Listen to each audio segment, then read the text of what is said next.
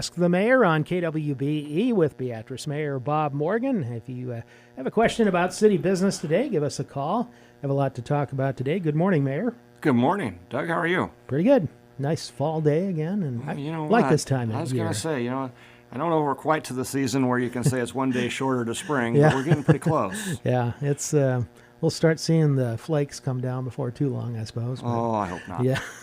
Hopefully, we can delay that about another half month at least or so. That's right. I guess the biggest thing in recent days has been driving down Court Street and not seeing barricades. The Court Street reopened. Still have some work along the 7th to 9th stretch there, but We do. pretty much opened on time, as I understand. It did. I think the 6th week was actually that Friday. We got it open by noon. I guess I really want to thank, everybody that have businesses on Court Street from, basically 3rd to 6th, 6th and 7th, because, they were patient, and we certainly understand the inconvenience, but it's done. I think Meyer hit the benchmark that they wanted. I also have to take hats off to Jason Moore and the street crew, because they really put in a couple of long days to make sure that we could get open by noon. Matter of fact, it was kind of interesting to hear the folks from Meyer. They were so pleased about how the street department crew worked right with the Myers to cut down the time to hit that 6-week mark. So, I think there was a lot of cooperation that we got as we went through it, and I'm glad we're through it. And I know it was an inconvenience, but at the end of the day, it's going to set us up. As I've said a lot of times, the things that we do, we try to set up for success in the future. Yeah. It certainly wasn't a surprise project, because I know we were covering it ever since you got the state loan that helped pay for it. And I'm sure that was several months in advance of there. So people knew it was coming. It was just kind of setting the exact time frame. Right. And I think one of the things that, right or wrong, I think it worked out fairly well is, Myers and company, they moved several times. I mean, I know the concern was homestead days, so they moved. And then, certainly understand the holiday season coming up, the downtown, so they moved again. And so it's not very often that you find a company that's willing to really work with us and move a couple of times to try to accommodate the best we can. And I think we did accommodate the best we could.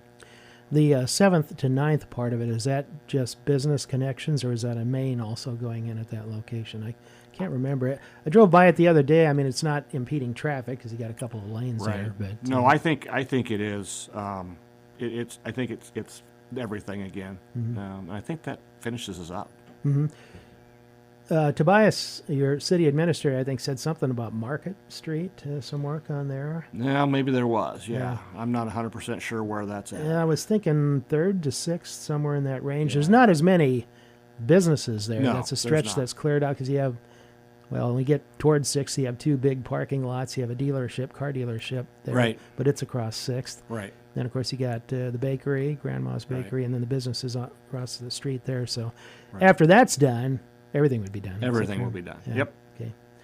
So for all those who gnashed their teeth about it, if there were any, it's done. Take a deep breath. It's behind us, and we hope that, as we look toward the holiday season for our folks downtown, it's a great place to start your Christmas shopping. And as they always say, shop local. I think for every $1 you spend that you shop local comes back 7 times. Yep. The multiplier, they call it. That's exactly right.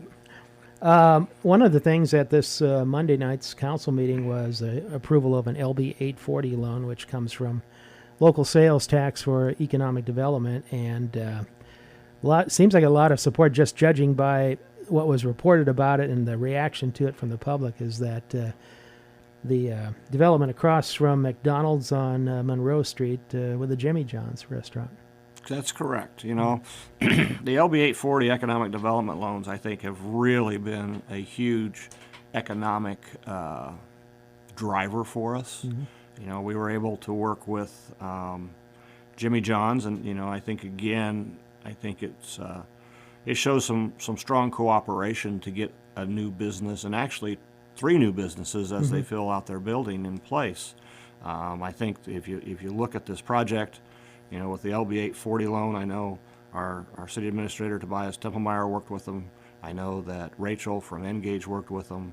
I think we had a city council member that was instrumental in being able to work with not only the owner of the property that was purchased, but also with Jimmy John's to make that successful. And then, we also had the local business person who owned the land that worked with the whole process to make it happen as well. And that's really going to make that a nice corner. Yeah. Interesting, the concept of it when they showed with the 3 spaces. They're sort of like a mini mall in a way, but on a small scale. But you see these around in other towns, and they're pretty attractive in terms of just getting to a business. You do, and I have a wife that loves Jimmy John's, so she's very happy. But if you got one vote if you're going to run again. Yeah, that's all another subject. We won't go there. But if you look at kind of that, I think that's also kind of the Jimmy John's marketing plan. I mean, I think if I look at where we've stopped at various places, it's never usually a standalone store. It usually is there with just 2 or 3 other businesses rather than a big strip mall. So I think, again, Jimmy John's has, I'm sure, a strong franchise marketing plan. And the folks that are coming to us have experience in doing this exact thing. So we're very thankful that they chose Beatrice. In the past, I've been asked by some people, why do companies like this located in an area where you got so many competing restaurants nearby? But they kind of play off each other in terms of the motoring traffic, don't they? They do. I mean, first of all, as you know, probably that intersection there on Monroe is a very busy intersection. If you especially just as an example, if you look at the number, if you drive through there from 11:30 to 1, you'll see a lot of traffic as people go to all the different restaurants that are there. And if you add on a Saturday where there happens to be softball or baseball in town, you can certainly see that there's a lot of traffic looking for places to eat. Yeah. So I think at the end of the day, they'll be successful. There's a lot of entrance points off of 77 to various places there, and it sometimes becomes kind of I don't want to call it a hazard, but it has the accident potential. But their plan, as I understood it, the entrance would be closer to the KFC thing coming into the lot, which is probably about the best you could have. Basically, you're adding an entrance, but it's generally where another one already is. That is correct. Okay. Yes. So, and the time frame, what did they say when they might be open? I think January through June of 25. Yeah. It'll take a while. Take a while to get that up and running. And, again, when you look at the economic development and you look at jobs, I think what he said is they were going to start out with maybe 30 employees and with a staff hopefully at the end of the day at 20. And I know that when he talked about the general manager and the assistant general manager, pretty good salaries. And so, again, that brings income into the community that can be spent. Yeah. More sales tax revenue. Exactly. Too. Yeah. We haven't talked about it for a while, but I know it was been brought up at a couple of council meetings maybe a month or two ago. Some concern regarding staffing and possibly losing members in the Beatrice Fire Department to other firefighting areas around here. Usually money's the factor to some extent. Any kind of update on how that is going in terms of being able to keep a good staff at the fire department? Well, we have an excellent staff at the fire department. I mean, all the folks there do a wonderful job. I know we've got 3 or 4 that have looked at and have applied for, I think, moving to Lincoln. Again, it's a little bigger community, and so we got to keep our eye out on that. I think in most areas of the city we have people that kind of come and go. I mean, it's one of the reasons Aaron does a good job as our HR director because we do have to fill spots. But I know that we have an eye on it to see, is it going to be a challenge to find replacements when you do lose a good firefighter? And if it is, we're going to have to take a look and see what we need to do to ensure that we have, adequate public safety and a full fire staff. Is it always the pure salary, or are there other ways you can combat sort of the competitive part of that with, say, like a larger department like Lincoln? Are there other things that can be done that smaller town, smaller community living might even make it better. Right. I think you got to take a look at that. I mean, we have probably a lower cost of living. I think we've got wonderful amenities. Money is always one of the drivers, but I think also, if I'm not mistaken, you might have a couple of people that are on the fire department now that live in Lincoln. So the commute back and forth is also an issue, whether it's from Beatrice to Lincoln or Lincoln to Beatrice. And so there are a number of things that do play into it. But, the one thing I will say is we're very blessed to have a good fire department.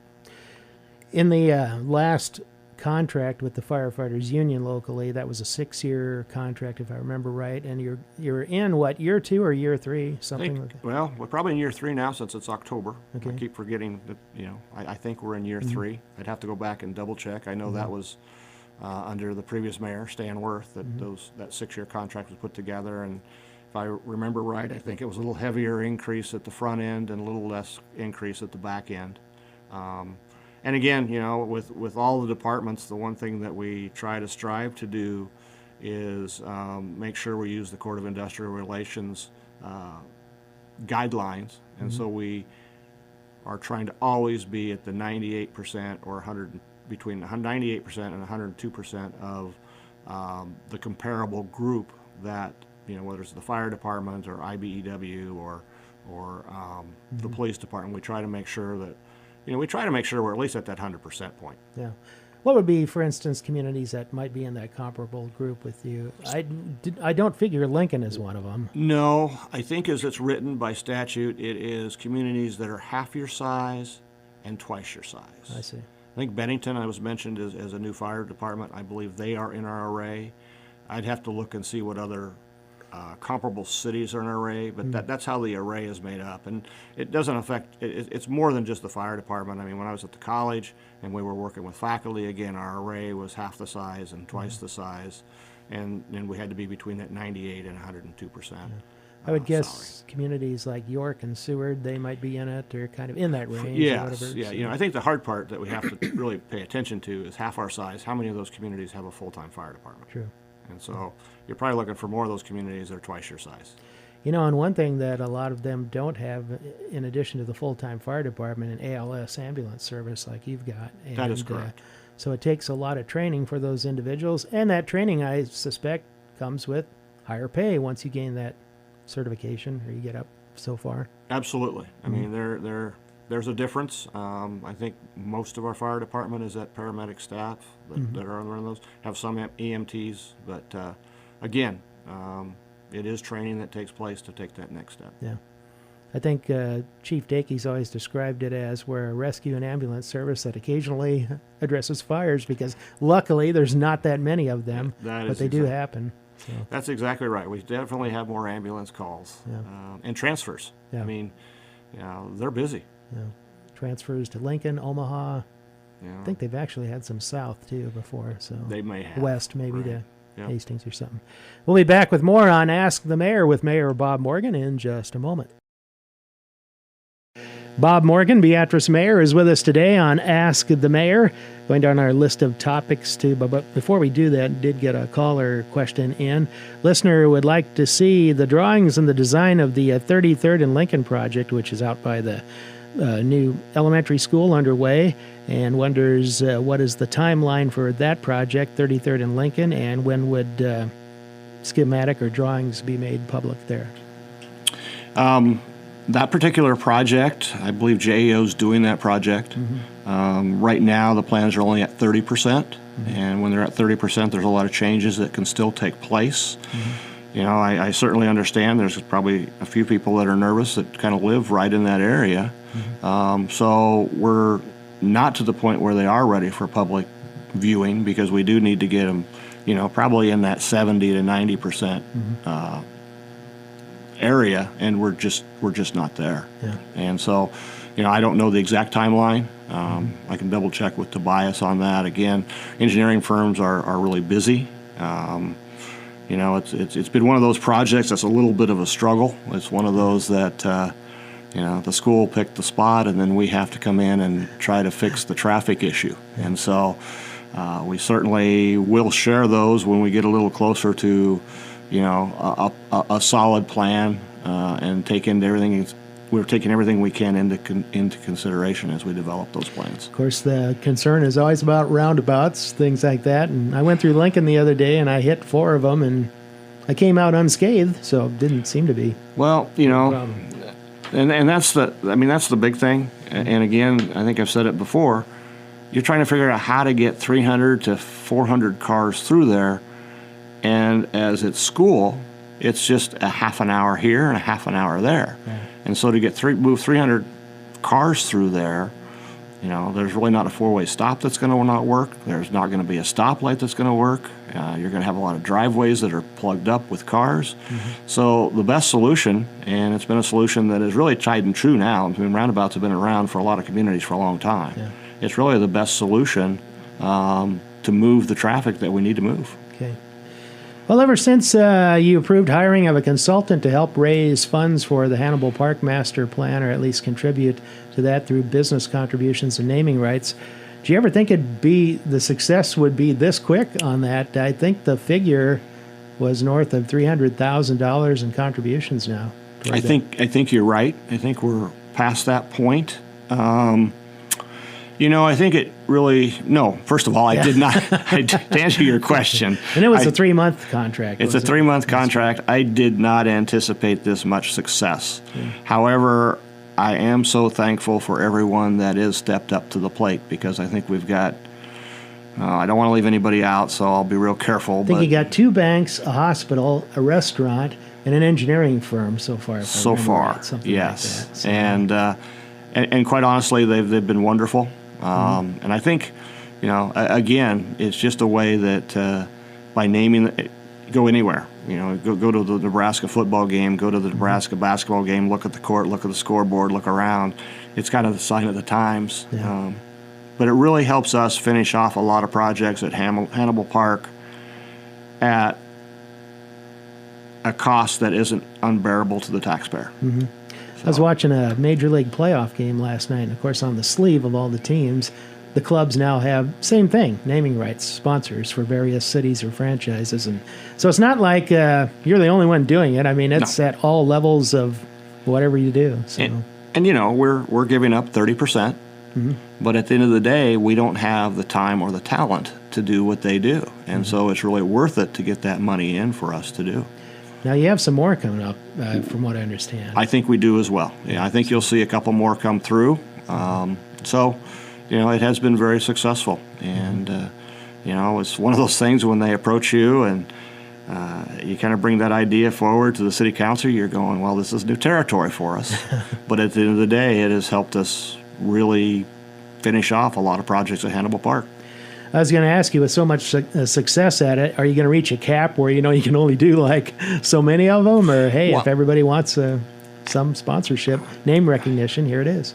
Well, I think there's signage. I think there's a number of things that they're still available from, mm-hmm. I think the thing to remember is that they look at the large donations and the smaller donations. I think it was Olson's, I think, are $1,200 a year for 3 years. Mm-hmm. And then you have, I think it was Security First, who has a naming field right at $52,000, mm-hmm. and you got Pinnacle for the naming right of the park at $200,000. Mm-hmm. So they probably have a plan for just about anybody that would like to have that way to advertise and support the park. And it seems to, I was thinking Runza was 10 or 15,000 or somewhere around there. I think so. Somewhere in that range right. too. So yeah. Yep. Good. Kind of off the beaten path topic-wise, but because it's another jurisdiction, but it's one you were campus director of, and that's Southeast Community College. The other day, administration of the school was saying they're planning on putting on hold, at least for a while, a couple of major improvements at Beatrice and Milford. One is the ag campus development, or further development at Beatrice, and the other one, I think, is a construction trades facility at Milford.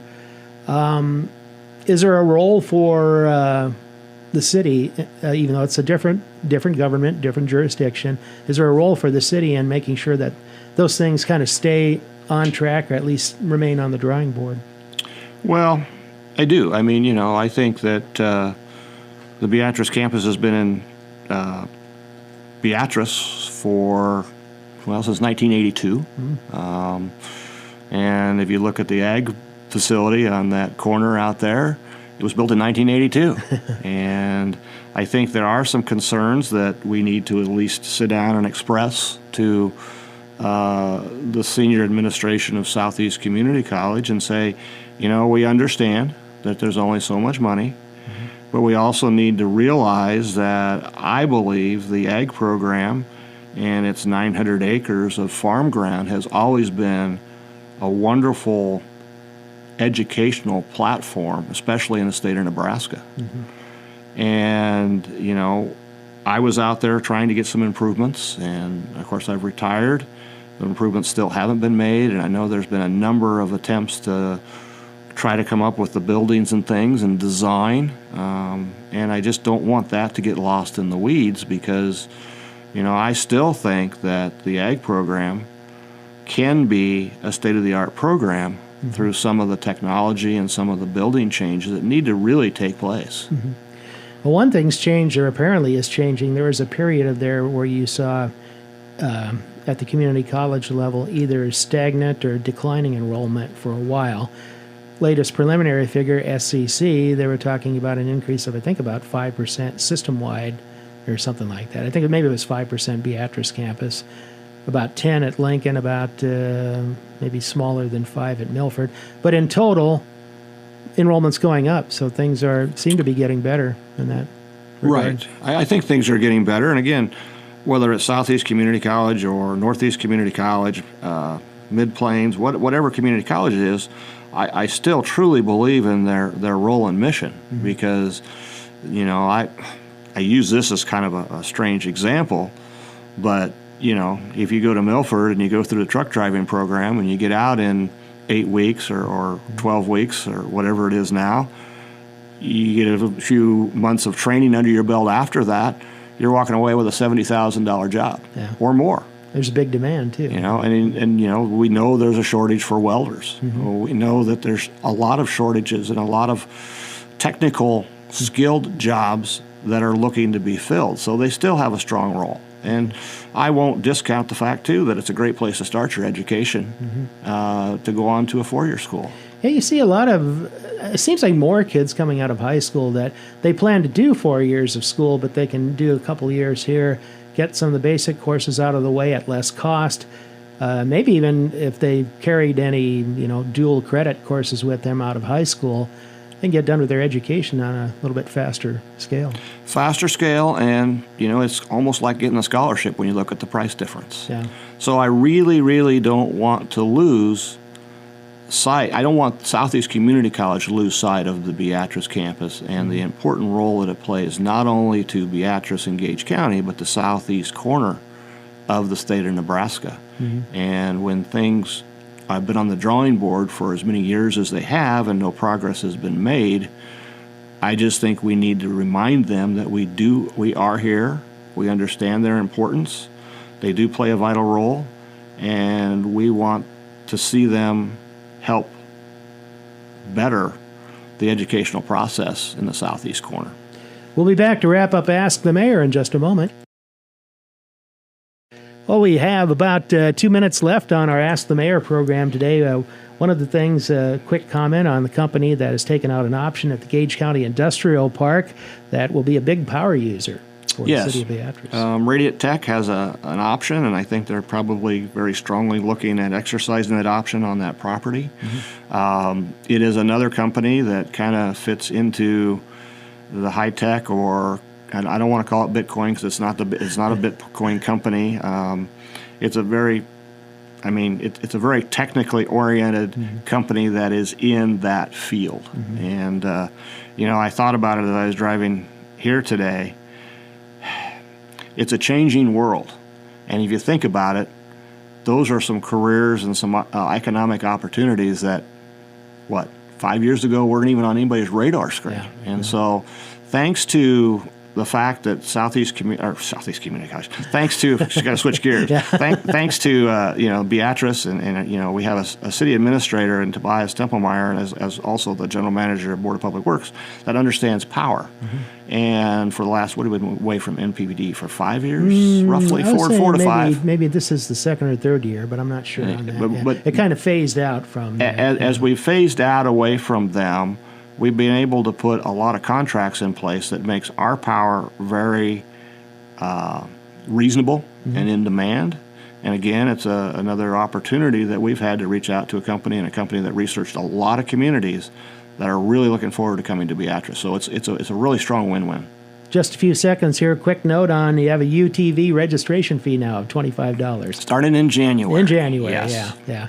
And I still don't see too many of them. I saw one the other day, but it's not like they've flooded the streets or anything like that. Well, they haven't flooded the streets, and for the most part, the ones I've seen have complied with all the rules and regulations, and I think we've been able to coexist quite nicely. All right.